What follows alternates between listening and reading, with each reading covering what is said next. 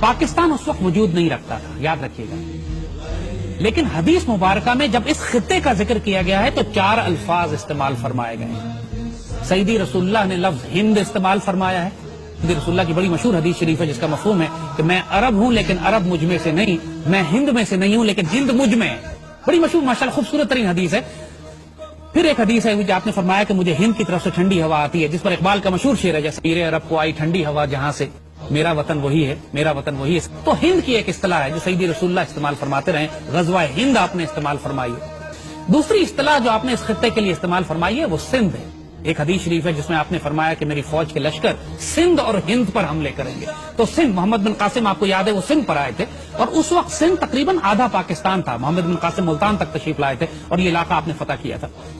پھر جو لفظ آپ نے اس خطے کے لیے استعمال کیا ہے وہ مشرق ہے، جنرلی ایسٹ، مشرق کی جانب سے۔ وہاں مشرق سے آپ نے فرمایا کہ مسلمان لشکر بھی اٹھیں گے جن میں امام مہدی ہوں گے، اور آپ نے یہ بھی فرمایا کہ خوارج کا فتنہ بھی یہیں سے اٹھے گا، اور آج آپ دیکھتے ہیں کہ خوارج کا فتنہ اسی علاقے سے اٹھا ہوا ہے، پاک فوج اس کو سرکوبی کر رہی ہے۔ پھر آپ نے لفظ استعمال فرمایا خراسان کا۔ خراسان میں بھی جو حدیث مبارکہ ہیں آپ نے اس میں جو لفظ استعمال فرمایا قبل خراسان یا قبل خراسان، جس کو جو مرضی اعراب لگا لیں آپ، اعراب پہ اگر آپ اختلاف کرتے ہیں، یعنی خراسان سے پہلے یا خراسان کی جانب، یہ دونوں لفظ استعمال ہوئے ہیں۔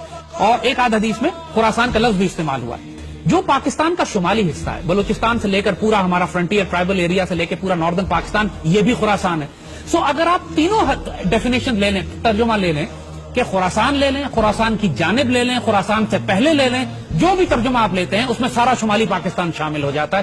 اور مشرق جب کہتے ہیں تب بھی پاکستان شامل ہوتا ہے، ہند جب کہتے ہیں تب بھی پاکستان شامل ہوتا ہے، کیونکہ ہند جو ہے اب تقسیم ہو کر مشرق ہند اور مسلم ہند میں تبدیل ہو گیا۔ سیدی رسول اللہ نے جنرل ڈائریکشن کی بات کی ہے خراسان کی جانب، پھر آپ نے فرمایا مشرق کی جانب، پھر آپ نے فرمایا ہند کی جانب۔ تو یہ جنرل ایریا ہے، لہذا کوئی پن پوائنٹ ایریا نہیں ہے یہ کہ یہ کہیں کہ صاحب یہ علاقہ صرف ایران میں ہے، یہ علاقہ صرف افغانستان میں ہے، یہ علاقہ پاکستان ہے۔ اس میں اب اس کی وجہ ہم آپ کو بتاتے ہیں کیوں کہ ہم یہ بات کر رہے ہیں کہ خراسان کی احادیث مبارکہ کو آپ غزوہ ہند کی احادیث سے الگ نہیں کر سکتے۔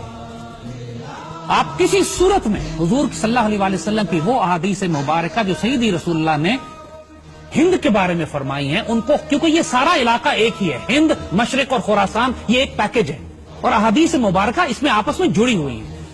ہند کے بارے میں ایک بڑی مشہور حدیث ہے سیدی رسول اللہ نے جو فرمائی، ہم پڑھ کے سناتے ہیں۔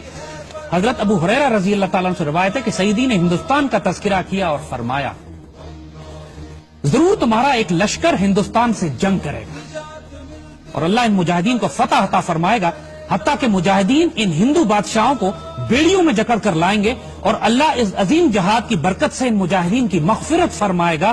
پھر یہ مسلمان واپس پلٹیں گے تو عیسیٰ علیہ السلام کو شام میں پائیں گے۔ یہ نوٹ کیجئے گا، بڑی اہم بات ہے، اس لیے کہ خراسان والی حدیث میں بھی اس کا ذکر آتا ہے، لہذا ہم اس کو جوڑیں گے اس سے۔ اس پر حضرت ابو ہریرہ فرماتے ہیں کہ اگر میں نے یہ غزوہ پایا، غزوہ ہند پایا، تو میں اپنا سارا مال و اسباب بیچ دوں گا اور میں اس میں شامل ہوں گا، اور جب پلٹوں گا تو میں ایک آزاد ابو ہریرہ ہوں گا جو عیسیٰ علیہ السلام کو شام میں پائے گا۔ اور پھر وہ حضور سے کہتے ہیں کہ سیدی کیا میں عیسیٰ علیہ السلام کو یہ بتا سکتا ہوں کہ میں آپ کا صحابی ہوں؟ حضور اس پہ مسکرا پڑے، معصوم سوال تھا، حضور مسکرا پڑے، کہتے ہیں بہت مشکل، بہت مشکل۔ اب اس کو یاد رکھیے گا، دیکھیے ایک بات، سیدی رسول اللہ نے اس ایک حدیث میں پوری ملٹری اسٹریٹجی کلیئر کر دی ہے کہ آئندہ آنے والے وقتوں میں کیا ہونے والا ہے۔ مسلمانوں کی ایک فوج ہندوستان سے جنگ کرے گی اور پوری دنیا اس بات سے واقف ہے، اس میں کسی کو ڈاؤٹ نہیں ہے کہ وہ فوج پاک فوج ہے۔ یہ پاکستان سیدی رسول اللہ نے اپنی نگرانی میں تیار کروایا تھا۔ یہ بات ہم اس لیے بڑے اعتماد سے کہہ رہے ہیں کہ اس بات کو ڈیفائن کر کے، ڈسکس کر کے ہم 1000 دفعہ ختم کر چکے ہیں۔ قائد اعظم کو حضور کی زیارت ہوئی، حضور نے حکم دیا قائد اعظم کو کہ ہندوستان جاؤ، تم سے ڈیوٹی لینی ہے۔ خان آف قلات جب بلوچستان کو الگ کرنا چاہ رہے تھے پاکستان سے تو خود ایکنالج کرتے ہیں، ان کے پوتے نے ایکسپریس نیوز پہ مبشر لقمان کے پروگرام میں کھل کے سامنے آ کے کہا ہے کہ ہمیں حضور نے ڈائریکٹ حکم دیا تھا کہ بلوچستان کو پاکستان سے ملاؤ، پاکستان بن رہا ہے۔ بلوچستان کا صوبہ بھی اللہ کے رسول کے حکم سے جڑا ہوا ہے۔ علامہ شبیر احمد عثمانی کو سیدی رسول اللہ کی خواب میں زیارت کی، انہوں نے فرمایا قائد اعظم میرا سپاہی ہے، اس کے ساتھ شامل ہو جاؤ جا کے۔ قائد اعظم اقبال کے خواب اور مشن اور ویژن جو تھا اس کی بنیاد پر بنا۔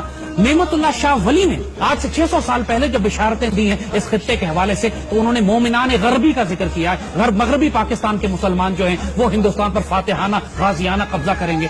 تو اس میں کسی کو ڈاؤٹ ہی نہیں ہے کہ یہ پاکستان جو سیدی رسول اللہ نے اپنی نگرانی میں تیار فرمایا ہے، جس کو غزوہ ہند کے لیے تیار کیا گیا ہے، یہی لشکر ہوگا، یہی پاکستان آرمی ہوگی جو سیریا جائے گی، شام جائے گی، اس وقت جب آخری زمانے میں اسرائیل کے ساتھ ایک فائنل بیٹل ہوگی۔ اور یاد رکھیے گا کہ پاکستان آرمی کی تربیت اللہ پچھلے کئی برسوں سے اس کام کے لیے کروا رہا ہے۔ ہم مسلم دنیا کی واحد آرمی ہیں جو غزوہ ہند بھی لڑ رہی ہے، ہم انڈیا سے بھی لڑ رہے ہیں، ہم خوارج کے خلاف بھی لڑ رہے ہیں، اور ہم یہودیوں کے خلاف شام میں لڑ چکے ہیں۔ پاکستان ایئر فورس شام جا کے اسرائیلیوں کو مار کے گرا چکی ہے، اور آنے والے وقتوں میں پچھلے دنوں ابھی فلسطین میں ایک زبردست مظاہرہ ہوا تھا جس میں فلسطینیوں نے پاکستان آرمی کو دعوت دی تھی کہ آپ آئیں اور ہمیں آزاد کرائیں۔ تو یہ یاد رکھیے گا کہ اس خطے سے، خراسان سے، مشرق سے، ہند سے 2 فوجیں شام نہیں جائیں گی۔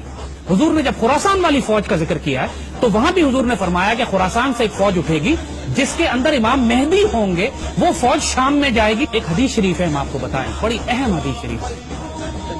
میرے آقا سیدی رسول اللہ صلی اللہ علیہ وآلہ وسلم نے بالکل واضح بتا دیا تھا کہ عربوں میں جنگیں در جنگیں ہیں، عرب دنیا تباہ و برباد ہو جائے گی۔ حدیث شریف میں ذکر آتا ہے کہ عرب جب بالکل جنگوں میں گھر جائیں گے، بے اختیار جنگیں ہوں گی عربوں کے اوپر، اور پورا عرب جو ہے حالت جنگ میں ہوگا، کوئی مستحکم حکومت وہاں نہیں ہوگی۔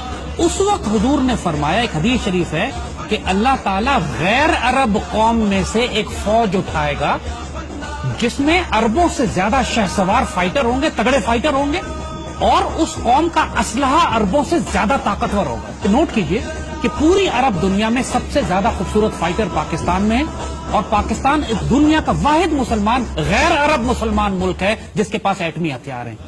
یہ بھی بشارت پاکستان کے لیے سیدی رسول اللہ دے چکے ہیں، عربوں کی حفاظت کے لیے۔ اور آپ نوٹ کریں گے کہ پچھلے 30 سال سے جب بھی عربوں کو خطرہ ہوا ہے، ان کی حفاظت کے لیے یہی غیر عرب فوج گئی ہے جس کے ہتھیار عربوں سے بہتر تھے، جس کے فائٹر عربوں سے بہتر تھے۔ اللہ اکبر، یہ پاک فوج ہی تو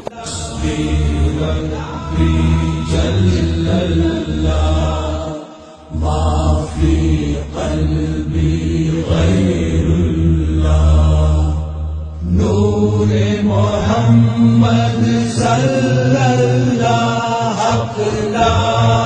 الہ الا اللہ